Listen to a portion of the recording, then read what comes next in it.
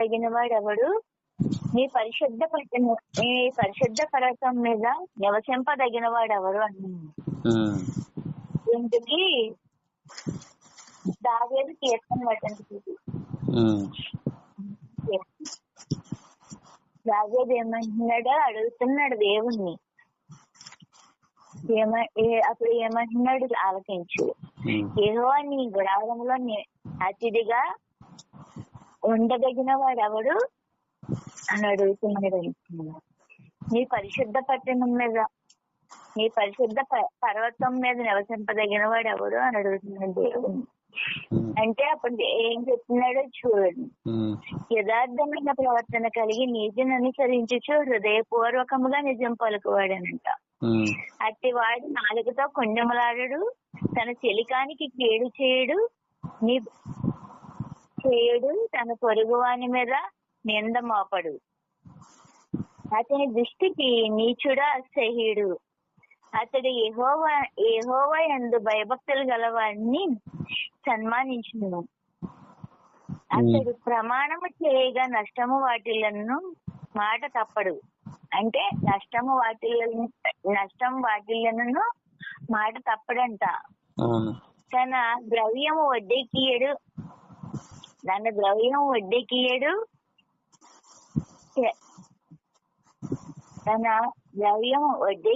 నిరపరాధిని చెరుపుటకై లంచం పుచ్చుకొనడు.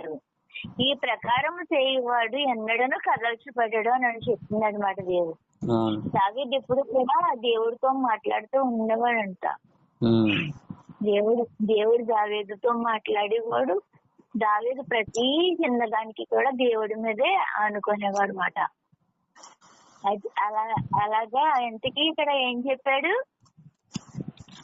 నీ ద్రవ్యాన్ని వడ్డీకి ఇవ్వకూడదు, నిరపరాధిని చెరుపుటకై లంచం పుచ్చుకొనకూడదు అని రాసులో 5వ వచనంలో అన్నమాట. అందుకే లంచం పుచ్చుకొనడు.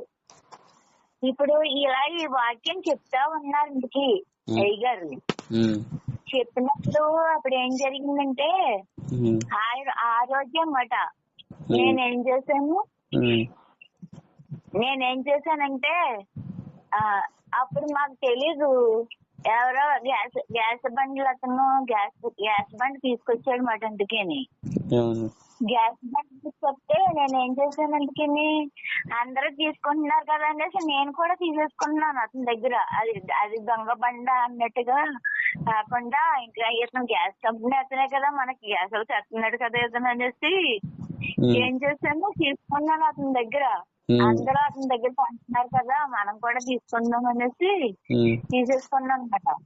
అది ఏం చేయాలి, మనం కంపెనీ దగ్గరికి వెళ్ళి మనం పెట్టుకుంటే వాడు మనకిస్తే అది ఒరిజినల్ అన్నమాట. మన ఈ గ్యాస్ బండ దగ్గర డబ్బులు ఇచ్చేసి తీసుకుంటే అది లంచం తీసుకుంటున్నట్టు, అదే దొంగతనంగా కొనుక్కున్నట్టంట. ఆ సంగతి అప్పుడు నాకు తెలియదు. అందరూ కొనేసుకుంటున్నారు కాబట్టి నేను కొనేసుకుంటాను, నేను కూడా కొనేసుకున్నాను అనమాట. అందుకని అయితే ఏం చేశాడు, మళ్ళీ ఇలా బండ్లు అమ్మేయడం తెలిసి అందుకే పోలీసులు ఏం చేశారంటే తీసుకెళ్లిపోయారు. అందుకే నన్ను అందరితో పాటు నన్ను కూడా తీసుకెళ్లిపోయినాడమ్మా, దొంగతనంగా బండి ఎందుకు కొనుక్కున్నావు అనేసి తీసుకెళ్లిపోయారు. తీసుకెళ్ళిపోతే ఏం చేశాను, అందరినీ కూడా పిలుస్తున్నారు. ఎందుకని పిలిచి అందరినీ అడుగుతున్నారు, నువ్వు బండ కొనుక్కున్నావు, నిన్ను అరెస్ట్ చేస్తాము అది ఇది అనేసి అందరినీ కూడా అంటున్నారు.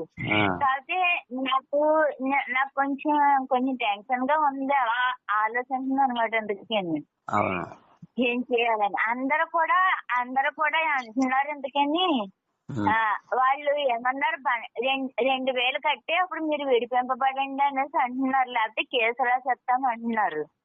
కాకపోతే ఇక్కడ దేవుడు ఏం మాట్లాడాడు, లంచం ఇవ్వకూడదంట. మనం లంచం ఇవ్వకూడదు, వాడు లంచం పుచ్చుకోకూడదు.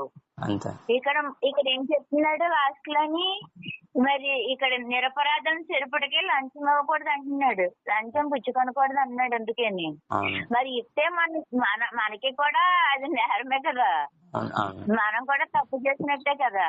అందుకని దేవుడు ఏమంటున్నాడు, అందుకని నిరపరాధం చెరుపుడికి లంచం పుచ్చుకొనకూడదు, అది చెప్తున్నాడు కదా, నాకు ఆ మాట మైండ్ లో ఉండిపోయింది. అందుకని ఆడికి వెళ్ళినప్పుడు అందరూ 2,000 కట్టేసి ఇంతకీ ఏం చేశారు, తీసేసుకొని అందరు 2,000 కట్టేసి బయటకు వచ్చేస్తున్నారు. నేను ఒక్కదాన్ని ఏమన్నానంటే, నేను దేవుణ్ణి నమ్ముకున్నాను, నేను లంచం ఇవ్వకూడదు అన్నాడు దేవుడు. మీరు లంచం పుచ్చుకోకూడదు, నేను మాత్రం మీకు లంచం ఇవ్వనండి అన్నాను. అందుకని అయితే కేసు రాసేస్తానండి అంటున్నాడు. కేసు రాసేస్తాను. సరే అండి, కేసు రాసేయండి, నేను తప్పు చేశాను కదా, తప్పుకి శిక్ష అనుభవించాలి కాబట్టి మీరు కేసు రాసేయండి, నేను కోర్టులో కట్టుకుంటాను అన్నాను. ఎప్పుడైతే అలా అన్నానో ఆ మాట అన్నాను అతనికి రెండు. ఇప్పుడు నేను ఒక దానికోసం వెళ్ళారనుకో, అందరినీ కూడా తీసుకెళ్ళాలి. అందుకని మరి అందరూ కూడా కోర్టు అదే అందరూ కూడా తప్పు చేశారు కదా, అందుకని వీళ్ళ డబ్బులన్నీ కూడా పోతాయి కదా మరి. అందుకని ఏం చేశారు, వాళ్ళు చాలా భయపడిపోయారు. ఇదేంటి ఈవిడ ఎలా అంటది అనేసి ఇంకా కొంచెం టెన్షన్ పడిపోయి ఇంకా ఏం చేశారు, మళ్ళీ ఇంకా నా జోలికి రాకుండా అప్పుడు వెంటనే పంపించేశారు మాట. వెళ్ళిపోమ్మా, నీ డబ్బులు నమస్కారం అనేసి. దేవుడు మనం తప్పించాడంట. ఇక్కడ ఏమన్నాడు, ఎందుకి ఎప్పుడైతే మనం యథార్థంగా ఉంటామో, యథార్థమైన ప్రవర్తన కలిగి నీతిని అనుసరించుతూ హృదయపూర్వకంగా నిజం పలుకువాడంట. అప్పుడు అట్టివాడు నాలుకతో కొండలాడంట. తన చెలికానికి కీడు చేయడు, తన పొరుగువాని మీద నింద మోపడు. ఎంతకీ మనం ప్రతి దానికి కూడా యథార్థంగా ఉండి ఆయన నమ్మకంగా వెంబడించామనుకో, అప్పుడు మనల్ని దేవుడు ఏం చేస్తాడు, ఎప్పుడు కాపాడుతూనే ఉంటాడు. అర్థమవుతుందా? అటువంటిప్పుడు మనం ఏం చేయాలి, యథార్థంగా ఉన్నప్పుడు మన ప్రవర్తన అంతట్లో ఆయన తోడుగా ఉంటాయంట. ఎందుకు మనం యథార్థంగా ఉన్నప్పుడు. అందుకనే మనం ఏది చేసినా సరే దేవుడు తప్పించాడు మాట వాటి నుండి. అప్పుడు మనం డబ్బులు ఇవ్వలేదు, మనకి గ్యాస్ బండ మిగిలింది. అర్థమవుతుందా? దేవుని స్తోత్రం కలుగును గాక. దేవుడు ఎప్పుడు మనల్ని నడిపిస్తాడు మాట. అందుకని అన్ని విషయాల్లో మనం ఆయన మీద ఆధారపడినప్పుడు అప్పుడే మన వాక్యం, ఇప్పుడు మనం ప్రతిరోజు వాక్యం చదువుతూ ఉంటాం కదా, వాక్యం చదివినప్పుడు దాన్ని అనుసరించి నడిచామనుకో, ఆ వాక్యానుసారంగా ఇప్పుడు అందరూ అది మొక్కుబడిగా చేస్తున్నారు. అందుకని వాక్యం చదవడం అంటే అది పుణ్యంగా భావిస్తున్నారు తప్పించి దాంట్లో ఉన్న అంతరార్థం ఏంటో తెలుసుకోవట్లేదు. ఇప్పుడు వాక్యం చెప్పినప్పుడు ఆ వాక్యాన్ని మనం తీసుకున్నప్పుడు అప్పుడు దేవుడికి నచ్చినట్టుగా మనం ప్రవర్తిస్తాము. ఆ వాక్యం మన హృదయం అనే పలక మీద ప్రింట్ అయిపోవాలి. ఎప్పుడైతే ప్రింట్ అవుతుందో అప్పుడు మనకు అవసరం వచ్చినప్పుడు ఏం చేస్తామో ఆ వాక్యాన్ని తీసుకుంటాం అన్నమాట. వాక్యాన్ని తీసుకుని ఆ వాక్యానుసారంగా మనం నడుస్తాం కాబట్టి ప్రతిరోజు వాక్యం చదువుకోవాలి. అందుకే పాస్టర్ గారు మా అమ్మ చెప్తా ఉంటారు కదా, వాక్యం ఎప్పుడు చదవండి అంటా ఉంటారు. అందుకనే మనం ఎప్పుడైతే వాక్యం చదువుతామో దేవుడు మనకి ఆ వాక్యంలోంచి మాట్లాడతాడు. అందుకని దేవుడు ఎలా మాట్లాడతాడు, వాక్యం ద్వారానే మాట్లాడతాడు.